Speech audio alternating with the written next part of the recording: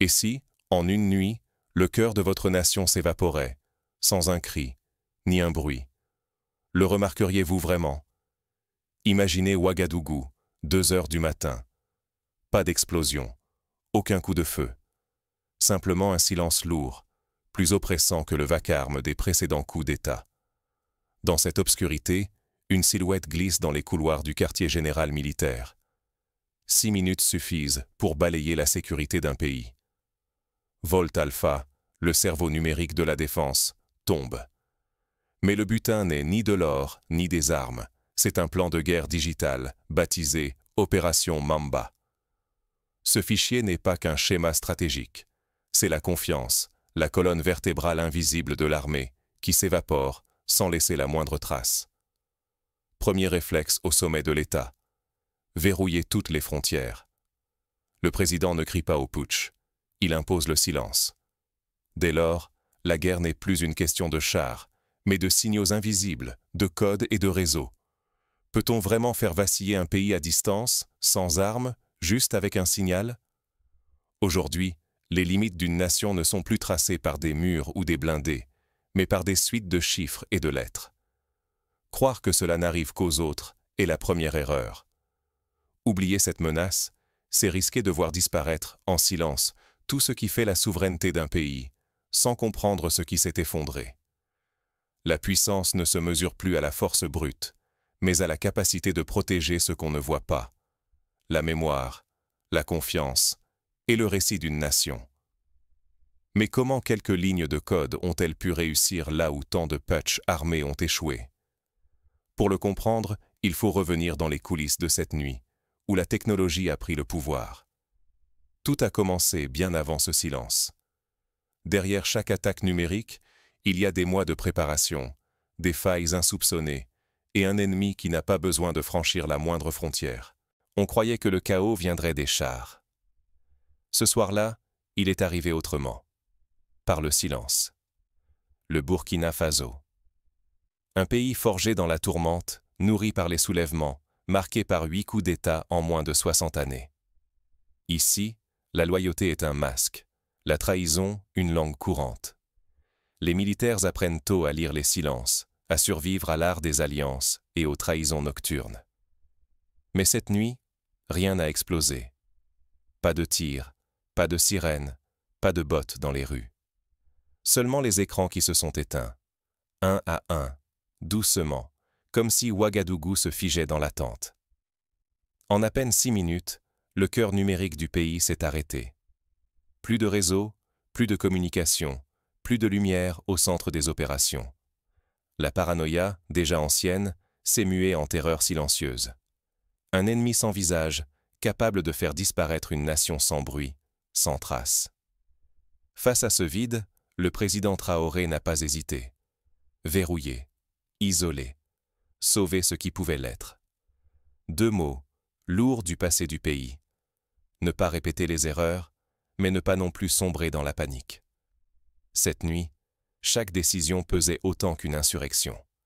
Ce n'était plus une guerre de frontières, ni de grades. C'était une guerre de codes, d'ombres et de serveurs. Amira Kouadjou, stratège cyber, l'avait prévenu. Désormais, nos données sont le nouvel or africain.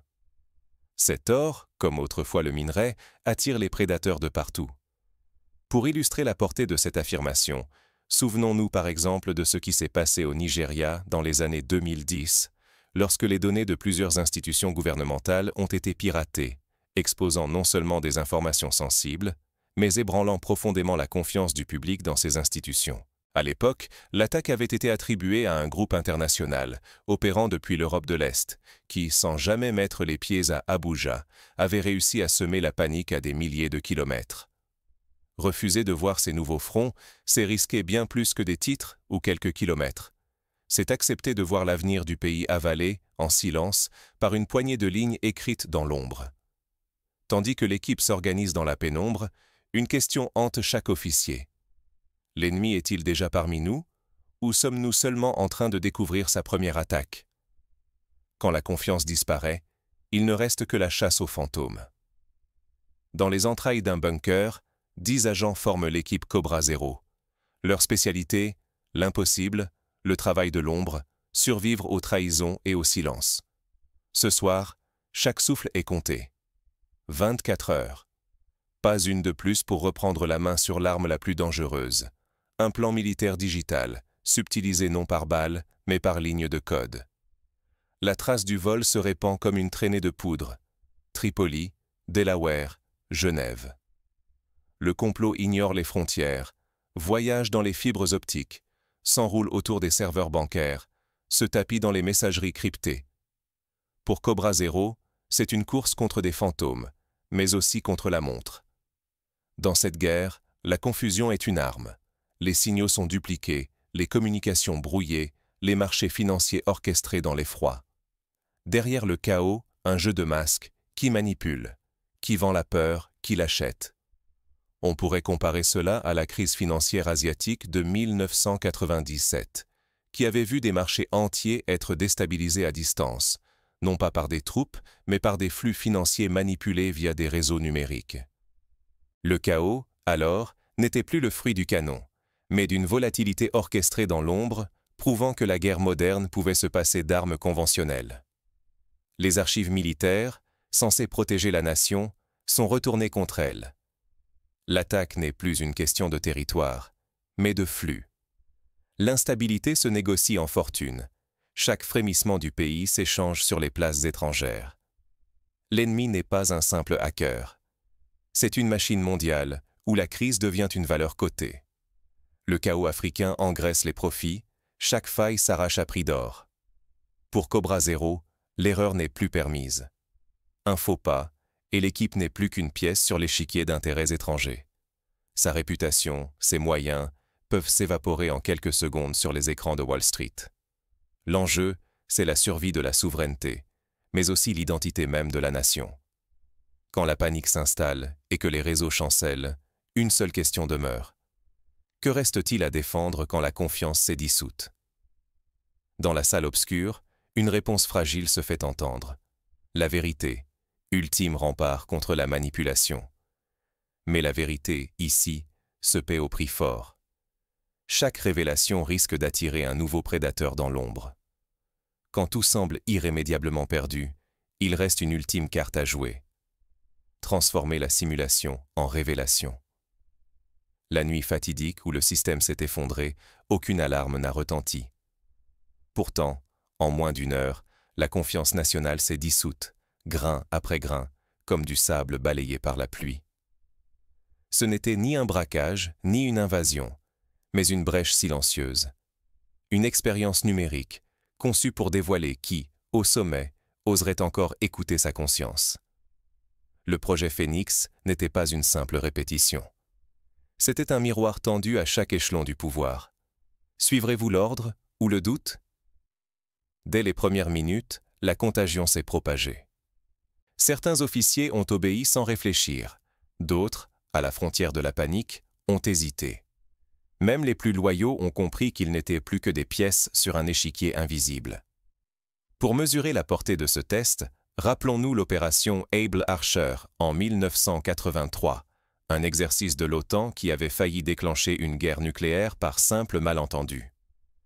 À l'époque, de simples simulations avaient suffi pour faire croire à une attaque réelle.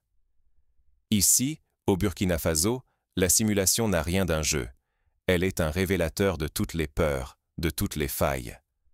À Lagos, à Abidjan, à Dakar, les écrans sont soudain devenus rouges. Les analystes étrangers ont perdu leur certitude. L'Afrique, d'habitude simple spectatrice des crises technologiques, s'est retrouvée au centre du cyclone. En moins de 24 heures, la panique a secoué les marchés, révélant une peur latente. Si le récit vacille, tout l'édifice chancelle. C'est alors que la silhouette du traître désigné, Tona, a surgi dans la tempête. Mais la vérité, plus tortueuse encore, n'a pas tardé à éclater. Tona n'était qu'un pantin, happé dans une simulation qui le dépassait. Le véritable enjeu n'était pas la trahison d'un homme, mais l'ampleur de l'épreuve. Jusqu'où chacun serait-il prêt à aller pour défendre ou saboter le récit national? On se souvient alors de la crise des Panama Papers en 2016, lorsque la fuite massive de documents a bouleversé l'ordre mondial, révélant que l'information pouvait, par sa simple publication, faire vaciller des gouvernements, provoquer des démissions et changer la perception du public sur ses élites. Ici aussi, la révélation a le pouvoir de transformer la faiblesse en force, à condition d'en reprendre la maîtrise. L'effondrement des réseaux financiers n'était pas un hasard. Il avait été planifié, minuté, orchestré pour exposer les failles de l'opération genevoise. Tandis que l'Occident s'agitait, des commanditaires invisibles observaient, testant la résilience d'un État réduit à des lignes de code et à la solidité de ses chaînes de confiance. Face à la crise, le président a surgi à la télévision nationale. Visage fermé, timbre grave, il a révélé l'existence des Mamba Papers, des milliers de documents volés, fuites massives exposant la guerre souterraine menée contre la souveraineté du pays. Le choc a été instantané. La population, sidérée, découvrait que la véritable puissance ne réside ni dans les armes, ni dans les alliances, mais dans la maîtrise de son propre récit. Voilà la révélation essentielle. Une nation ne devient forte qu'en reprenant la main sur son histoire, sur ses codes. Déléguer sa narration, c'est s'exposer à l'effacement. Reprendre le contrôle, ligne après ligne, c'est bâtir une souveraineté nouvelle. Pour rendre cette souveraineté concrète, prenons exemple sur l'Estonie, qui a fait de la cybersécurité une priorité nationale après l'attaque de 2007. En créant une identité numérique propre à chaque citoyen et en protégeant ses infrastructures critiques, ce petit pays a prouvé qu'il est possible de résister, même face à des puissances bien plus grandes, à condition de miser sur la formation, la transparence et la réaction rapide. À ce point, tout peut basculer. La confiance, la stabilité, le futur. Mais si la vérité triomphe, ce n'est pas qu'une victoire, c'est un précédent pour le continent entier. La contagion du doute a mis à nu la capacité de riposte, transformant une manipulation en une lutte pour la vérité. Reste une question, suspendue. Comment convertir cette victoire numérique en autonomie réelle? Désormais, la bataille se joue dans le sens donné à chaque ligne, à chaque choix. Le continent, en apnée, attend son prochain chapitre. Mais une révélation, même totale, ne garantit pas la reconstruction. La confiance brisée exige plus que des mots. Elle réclame des actes inédits.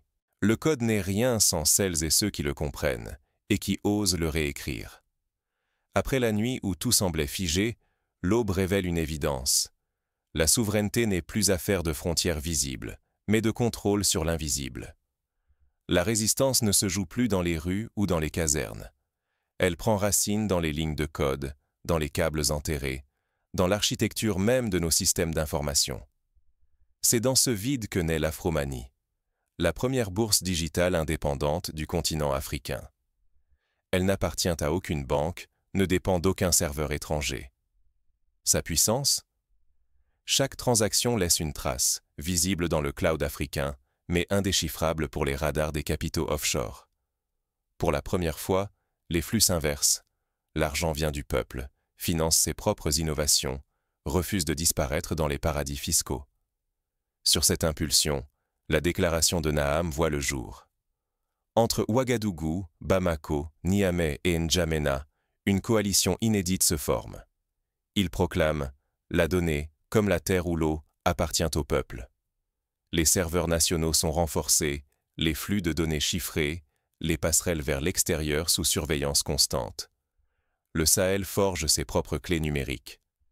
La souveraineté de la donnée n'est plus un slogan, elle devient tangible. Mais cette révolution ne se monnaie pas. Le rejet de l'aide conditionnée devient clair. Fini les prêts déguisés, terminez les accords qui exigent l'ouverture des veines numériques contre quelques promesses. Désormais, le financement populaire l'emporte. Petite somme, grande volonté, chaque citoyen investit, chaque contribution a du poids. Le capital change de sens, le Sud impose son rythme, trace sa trajectoire. Pour rendre cette dynamique durable, des ateliers de formation à la cybersécurité sont ouverts dans chaque capitale.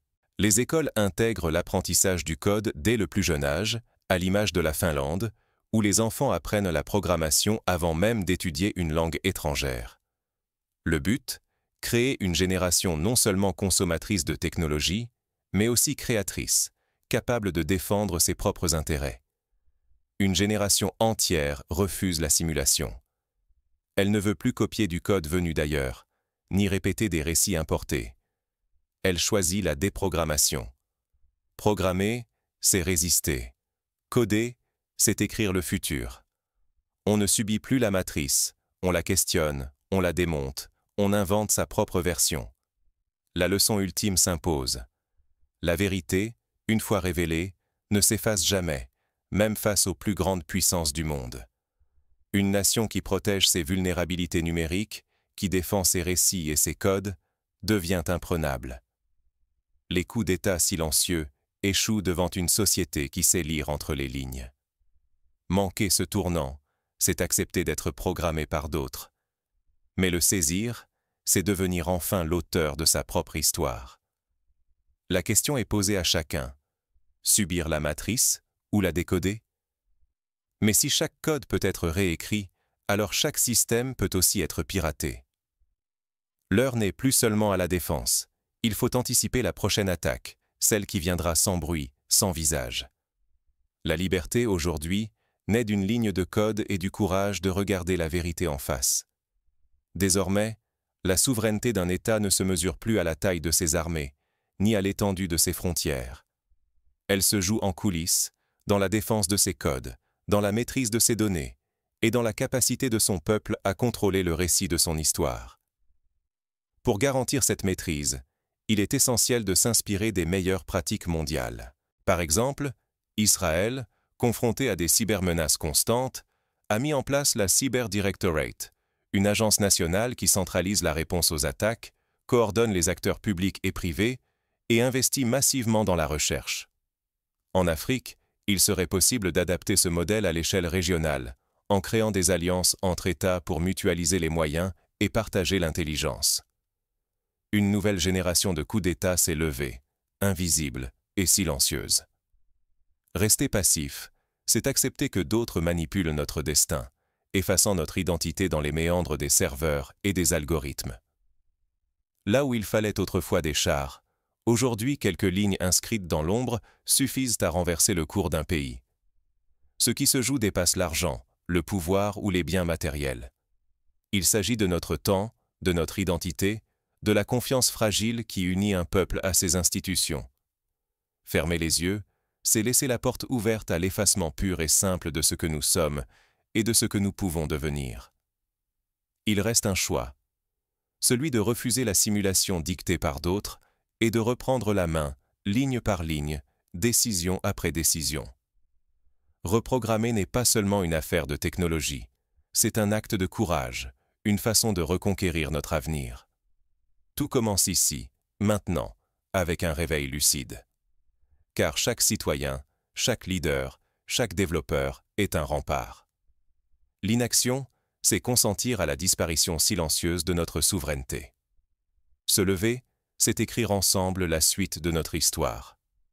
Pour donner une dimension concrète à cet engagement, il est possible d'imaginer une journée nationale de la cybersouveraineté, où chaque citoyen serait invité à participer à des exercices de simulation d'attaque, à débattre des enjeux éthiques liés à la technologie et à proposer des solutions locales. Cette initiative, reprise dans chaque région, renforcerait la cohésion et la conscience collective.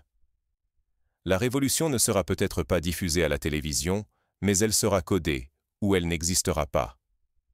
La résistance véritable naît dans l'invisible, mais finit toujours par éclairer le réel. En conclusion, la leçon de cette nuit silencieuse est universelle. Plus jamais la confiance ne devra être abandonnée à des mains invisibles. Chaque ligne de code, chaque récit, chaque décision collective est une brique dans l'édifice d'une souveraineté retrouvée.